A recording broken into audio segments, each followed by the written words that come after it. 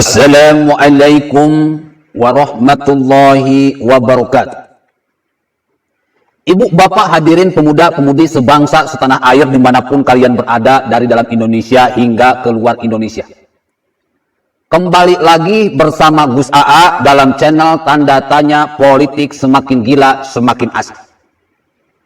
Ustadz, bagaimana pendapat Ustadz tentang berita penangkapan Siddiq Nur Harja yang menghina NU dan Ketua PBNU?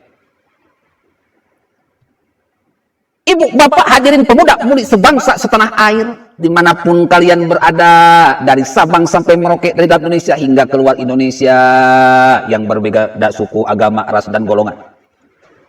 Kalau menurut saya, ibu, kalau menurut saya bapak, kalau menurut saya pemuda-pemudi sebangsa setanah air dimanapun kalian berada, perbuatan Siddiq Nur ini sudah kebablasan, sudah overacting, over intelektual dalam siklus trigonometri, sinus kosinus. Jika orang sudah sampai puncaknya, maka akan timbul grafik lembahnya. Jika orang sudah mencapai titik kesuksesan, maka tunggu saja, sebentar lagi dia akan menemukan titik kehancurannya. Makanya hati-hati buat orang-orang yang sudah mapan dalam segi dunia maupun dalam segi ilmu, yang sudah mencapai puncak tertinggi, harta, tahta, wanita, dan ilmu. Jika kalian sudah mencapai puncak, waspadalah, akan ada grafik turun menuju kehancuran jika kalian tidak waspada. Makanya orang-orang yang hebat tidak akan sombong dengan hartanya, tidak akan sombong dengan tahtanya, tidak akan sombong dengan nasabnya, tidak akan sombong dengan ilmunya, tidak akan sombong dengan kecerdasannya, tidak akan sombong dengan keintelektualannya. Orang yang hebat biasanya memakai ilmu padi. Semakin ilmunya berisi, semakin merunduk.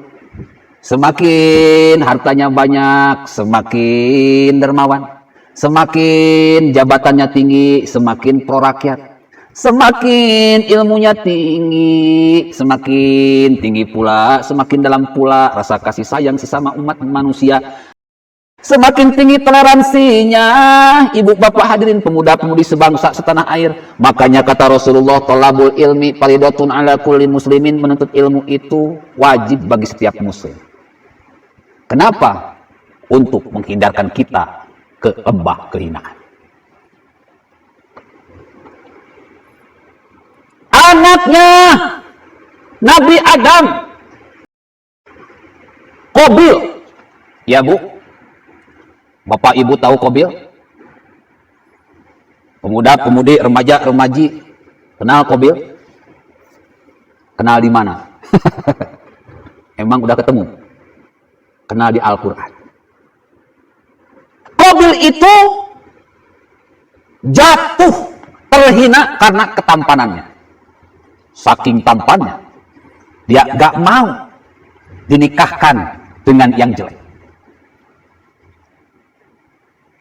Akhirnya terjatuh. Lalu Fir'aun, bapak ibu hadirin pemuda-pemudi sebangsa setanah air tahu Fir'aun. Dia terjatuh karena kejabatannya, karena kekuasaannya. Mencapai raja di raja, raja sekala raja, sombong sampai mengaku dirinya Tuhan, akhirnya terjatuh ke dalam kehinaan. Bapak ibu hadirin pemuda-pemudi sebangsa setanah air tahu Qarun? Bu, bapak hadirin pemuda-pemudi sebangsa setanah air tahu Qarun? Qarun itu terjatuh karena, terhina karena kesombongan hartanya. Hartanya berlimpah ruah. Harta hartanya banyak, emas, intan, berlian banyak. Sombong, Qarun terjatuh.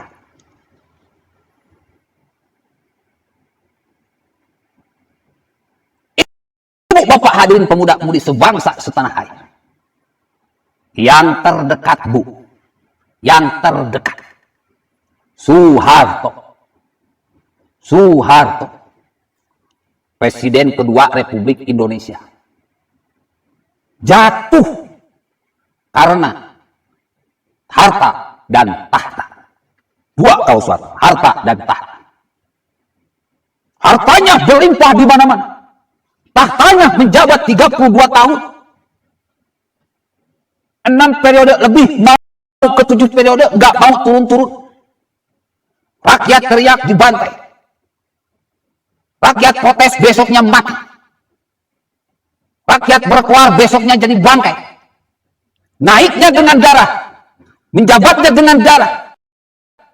Maka ketika Soeharto tumbang pun dengan darah pula. Di era Soeharto korupsinya gila-gilaan. Di era Soeharto korupsinya edan-edan. Orang yang baru menjabat, jadi pejabat baru beberapa bulan, belum 1 tahun, hartanya sudah berlimpah ruah. Apalagi Soeharto yang menjabat presiden 32 tahun. Hartanya, wow, 7 turunan tidak akan habis. Yang terdekat lagi, Anies Baswedan. Anies Baswedan. Dia tampil sebagai pahlawan ketika kampanye. Begitu poraknya dengan memberikan intelektual yang berkualitas. Pandai mengumbar manis kata. Sehingga rakyat terpesona dan terperdaya. Sebagai gubernur pilihannya Agim. Kebanggaannya Agim. Kebanggaannya UAS. Kebanggaannya UAH. Kebanggaannya Habib Rizik. Kebanggaannya ulama-ulama FPI, HTI, dan PKS. Kebanggaannya Gatot Nurmantio. Kebanggaannya para kadrun dan para kampret. Bagus dalam menyusun kata. Indah ketika didengar oleh telinga. Tetapi kerjanya tidak semanis kata-katanya. Naik dengan membohongi rakyat. Menjabat terus-menerus membohongi rakyat. Suatu saat dia akan terjatuh dengan kebohongan pula. Ini sebuah takdir dari Yang Maha Kuasa. Jika Anies Baswedan tidak mau berubah, cepat atau lama dia akan terjatuh ke dalam kehinaan. Na'udzubillah, summa na'udzubillah. Dan yang terakhir Sugiknur. Sekarang dia sudah kaya, Mas Bro. Katanya istrinya cantik-cantik. Istrinya lebih dari 1. Punya perusahaan di mana-mana. Nyumbang masjid kemana-mana. Nyumbang masjid kemana-mana. Dia sudah berada di puncak kesuksesan. Sukses secara finansial. Ketika sukses secara finansial, dikasih jempol di mana-mana. Diundang di mana-mana. Dekat dengan orang-orang elit. Dia sombong. Dengan tak segan-segan mencaci maki pemerintahan Jokowi. Dan sekarang dia ini terhina. Jatuh ke lembah kehinaan. Ketika dia menghina NU. Dengan mengatakan bahwa di NU itu ada orang-orang PKI. Na'udzubillah, summa na'udzubillah.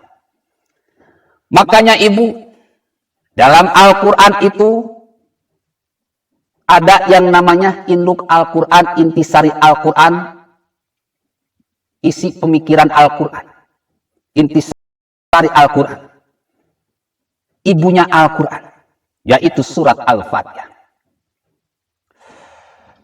Alhamdulillahi Rabbil Alamin Ar-Rahmanir Rahim Maliki Yaumiddin Iyyaka na'budu wa iyyaka nasta'in Ihdinas siratal mustaqim siratal ladzina an'amta 'alaihim ghairil maghdubi 'alaihim waladdallin.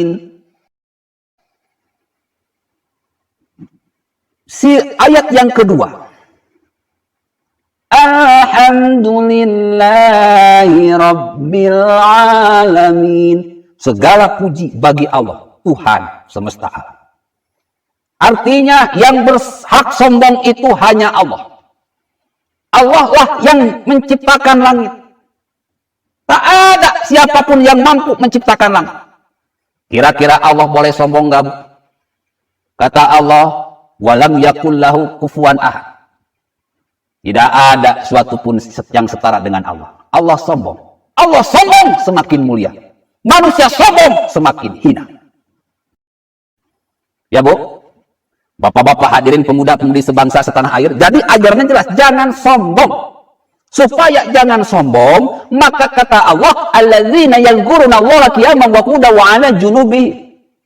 Berzikirlah kepada Allah dalam keadaan duduk, berdiri maupun berbaring. Banyak mengingat Allah sehingga timbul kerendahan hati, artinya tidak sombong. Subhanallah walhamdulillah wala ilaha illallah wallahu akbar wala haula wala quwwata illa billahil aliyyil azim. Juga sering bersalawat kepada Nabi. Dengan sering bersalawat kepada Nabi, maka hati ini tak segan untuk meneladani hati Nabi besar Muhammad Rasulullah SAW. Dengan sering bersalawat kepada Nabi, maka pemikiran ini pun tak segan meneladani pemikiran Rasulullah SAW. Dengan sering bersalawat kepada Nabi, maka lisan ini tak segan meneladani lisannya Rasulullah SAW.